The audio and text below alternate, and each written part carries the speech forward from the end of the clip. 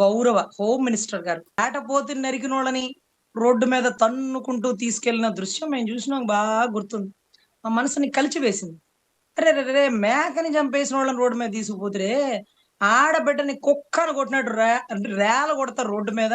కులం పేరు పెట్టి బూతులు తిట్టిన రైల్వే కోడూరులో ఆవిడ పేరు గుర్తులేదు. రైల్వే కోడూరులో ఒక ఒక పంచాయతీ ఉద్యోగం చేస్తున్నటువంటి ఒక మహిళ ఎటు వెళ్ళిపోయింది? రాష్ట్ర మహిళా కమిషన్ చైర్పర్సన్ గారికి ఆ దృశ్యం కనపడలేదా?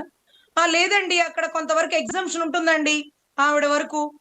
అదేంటంటే ఆవిడేవి కరెక్ట్ కాదండి. అరే కరెక్ట్ కాదేంటి, కరెక్ట్ అవునేంటి? మహిళ కదా, మహిళ కదా, అదొక్క క్లారిటీ ఇవ్వమ్మా. మహిళా కమిషన్ చైర్పర్సన్ గారు మహిళ కదా, నాడు రోడ్డు మీద కొట్టినాడు కదా, సుమోటోగా నువ్వు వెళ్ళి ఆ వ్యక్తిని పిలిపించి ఇది ఎలా ఇంత ధైర్యం చేస్తావు, ఇక్కడ మహిళా కమిషన్ చైర్పర్సన్ గా నేను ఉండగా అని మీరు నిలదీసి కాలర్ పట్టుకొని వాడిని అడిగి తీసుకొచ్చి పోలీస్ స్టేషన్ లో వేసి అరెస్ట్ చేసి ఉండాల్సింది. ఈ దెందులూరు ఎమ్మెల్యే గారు పాపం వాళ్ళ బిడ్డ ఆపుతుంటే, ఎవడు చెప్పాడు నీకో, ఎవడు ఫోన్ చేశాడు నీకో, నువ్వు ఎందుకు వచ్చావమ్మా ఇక్కడని ఆ అమ్మాయి నడుస్తున్నాడు పాపం.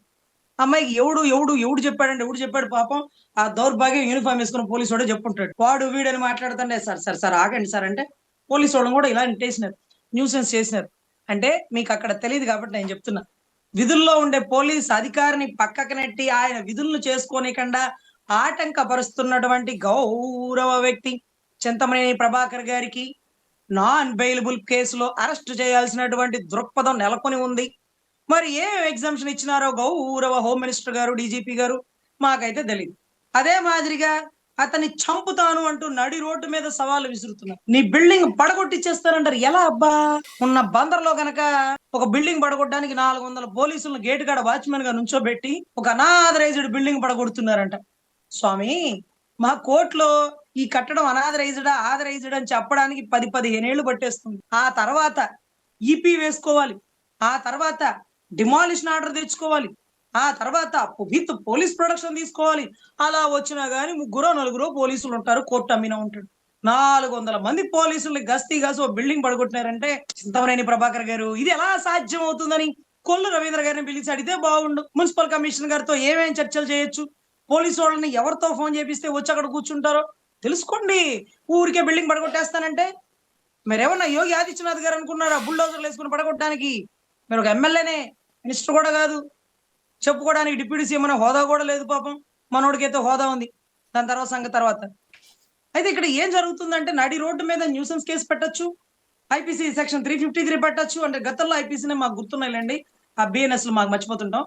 సో ఈ మాదిరిగా థ్రెటనింగ్ చేసినాడని ఒక సెక్షన్ పెట్టచ్చు, 34 ఐపీసీ కామన్ ఇంటెన్షన్ పెట్టచ్చు, తర్వాత క్రిమినల్ కాన్స్పిరసీ 120B పెట్టచ్చు. వీటన్నిటికంటే మించి ఒక విధుల్లో రాజ్యాంగాన్ని గౌరవించే వ్యక్తి, రాజ్యాంగం మీద ప్రమాణం చేసి ఎమ్మెల్యే పదవికి వచ్చిన వ్యక్తి రాజ్యాంగ ఉల్లంఘన చేస్తున్నాడనే కేసు పెట్టచ్చు. ఈ ఏ సెక్షన్లు పెట్టినప్పటికీ ఒకే ఒక్క వాల్యుబుల్ సెక్షన్ ఉంటదండి. పోలీసులు 10 మంది కూర్చొని ఆపుతున్నారు ఆయన. కూర్చొని కదలండి, నుంచొని. కూర్చొని అంటే మళ్ళీ మా పవన్ కళ్యాణ్ గారి మిమ్మల్ని కూర్చోబెట్టి మిమ్మల్ని అక్కడ కూర్చోబెట్టి అని పెసాలు పడ్డం వల్ల అవి కూడా మాకు విని విని విని మాకు వచ్చేసేలాగా ఉన్నాయి.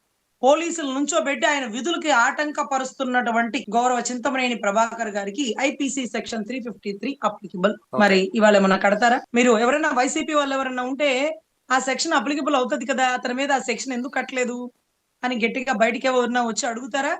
లేకపోతే ఎక్కడన్నా పోలీస్ స్టేషన్ లో కంప్లైంట్ ఇచ్చి అతని మీద ఆ సెక్షన్ కట్టండి, పోలీసులు విధులకు ఆటంకపరుస్తున్నాడని మీరు అడుగుతారా?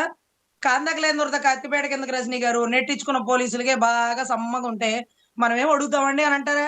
మరి చూడాలి సార్. ఎందుకంటే మేకపోతు నడికి రోడ్డు మీద తన్నుకుంటా పోయి గంజాయి మత్తులో ఏం చేస్తున్నారో తెలియని పసిబిడ్డల్ని లేదా 20 ఏళ్ల బిడ్డల్ని కుక్కను కొట్టినాడే పోలీసోడు, గంజాయి తాగినోడు ఏం చేస్తాడు వాడికి తెలియదుగా. కానీ అన్ని తెలిసిన వ్యక్తి, గౌరవ ఎమ్మెల్యే, మద్యం మత్తులో వేరంగం వేస్తే కుట్రా, కేసులు కట్రా, నడు రోడ్డు మీద నడిపించి తీసుకుని వెళ్ళరా. అదేంటది రామిరెడ్డి గారిని తీసుకుని వెళ్ళినటువంటి అంకుశమో ఆసియం సినిమా అంటే అదేం సినిమా అండి?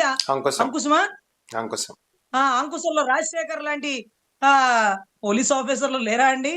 రామిరెడ్డిని కొట్టుకొని తీసుకుని పోయాడు చూడండి. ఆ మాదిరిగా అడి ఆడిపోతే నరికిన వాళ్ళని తీసుకుపోతారు, కానీ నడి రోడ్డు మీద వీరంగం చేసి ఒక న్యాయవాదిని చంపేస్తాను, బుల్డోజర్ పెట్టి పగల కొడతాను అంటే ఎటు వెళ్ళిపోయింది వ్యవస్థ? ఆ న్యాయవాది ఏమన్నా బూతులు తిట్టాడా? లిక్కర్లు ఏం జరుగుతుంది, మద్యంలో ఏం జరుగుతుంది? పోలవరం మీద మట్టి ఎవరు ఎత్తుకెళ్ళిపోతున్నారు? ఇయన్నీ కూడా అడుగుతున్నాడు. ఆ ఏరియాలో మట్టి తీసుకుపోతున్నారంటండి. లిక్కర్‌లో ఏదో టెండర్‌లేసేసి అడుగడుగున లిక్కర్ షాపులు పెట్టేస్తున్నారంట. వీధి వీధిన బెల్ట్ షాపులు పెట్టేస్తున్నారంట. అంటే అతను కూడా టీడీపీనే. అతనికి చెడింది. ఎక్కడ చెడింది? ఎక్కడ చెడింది? అది లోకేష్ గారు ఇద్దరిని కూర్చొని పంచాయతీ చేయాలా. వీరు మీ వారే, కాదు వారు మేడం. మీ వారే. సార్ దానికి ముందు చింతమనేని ప్రభాకర్ గారు ఏమన్నారంటే, ఆమె కూతురులాగా ఎటంటే అటు పోలేదు. ఎవడినంటే వాడిని చేసుకొని వెళ్ళిపోలేదని ఈయన భాష. అప్పుడు ఆ లాయర్ గారు ఏమన్నారంటే, ప్రేమించి వెళ్ళిపోయి పెళ్లి చేసుకుంది గానీ, నీ కూతురులాగా కాదు. కొంతమంది రాజకీయ నాయకుల్లాగా పక్కలేయలేదు వాళ్ళ పిల్లల్లాగా అని. ఏంటిది? అసలు ఎవరికి సార్ ఇవ్వాల్సింది పదవులు?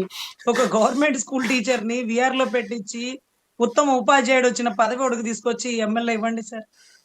ఒక నిజాయితీ గల పోలీస్ ఆఫీసర్‌ని తీసుకొచ్చి ఇవ్వండి సార్.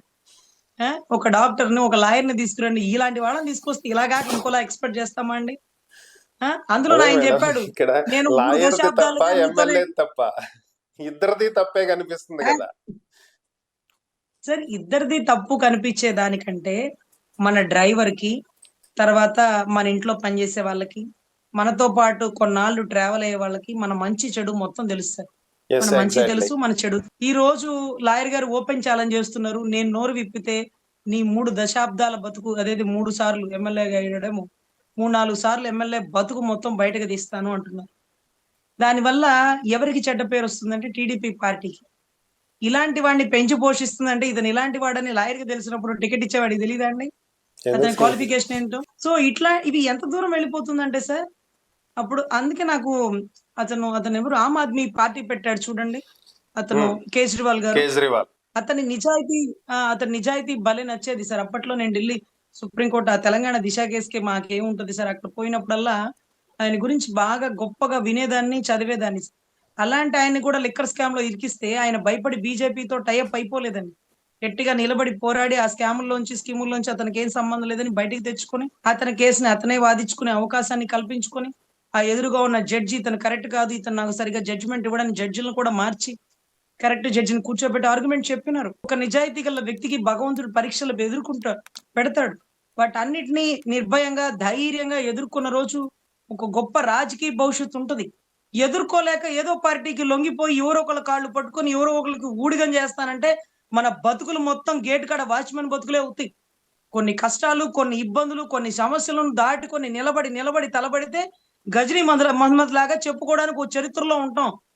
ఒకసారి కొట్టగానే పడిపోతే శిల్పం అవ్వలేదండి. ఏదంటే మెట్టు తొక్కడానికి వాడే మెట్టుగా వాడతారు తప్ప శిల్పంగా మారలేదు. సో, ఇక్కడ ఇలాంటి వ్యక్తులని రాజకీయంలో పెట్టి ఎమ్మెల్యేలుగా చేస్తే వీళ్ళ నుంచి గొప్పగా నీతి వాక్యాలు, లేకపోతే సుమతి శతకాలు మనం ఏమైనా వినగలుగుతామా? ఇలాంటి దుర్భాషలే. ఇలాంటి, ఇలాంటి భావజాలం గలగల వాళ్ళని వీళ్ళ నుంచి ఇప్పుడు అర్ధరాత్రి 12కి కేస్ కట్టారా? కట్టకూడదు. హోమ్ మినిస్టర్ ఏమైనా మాట్లాడిందా? మాట్లాడకూడదు. లేకపోతే లాయర్ గారు కేసేసి ఉంటారుగా నా మీదకి ఇలా వచ్చేసాడు. పోలీసులు ఆపినా ఆగట్లేదని. మరి దాని మీద ఏమైనా చర్య తీసుకున్నారా? ఆయన లాయర్ కాబట్టి ప్రైవేట్ కంప్లెయింట్ ఇస్తాడా? సరే ఇక్కడ అతను మంచోడు, వీళ్ళు మంచోడు, వీళ్ళిద్దరు గొప్పోళ్ళు అని నేను చెప్పను గానీ సార్, ఎవరు తప్పో నాకు తెలీదు కానీ, ఇలాంటి వ్యక్తుల్ని పెంచి పోషిస్తున్న పార్టీ తప్పు సార్.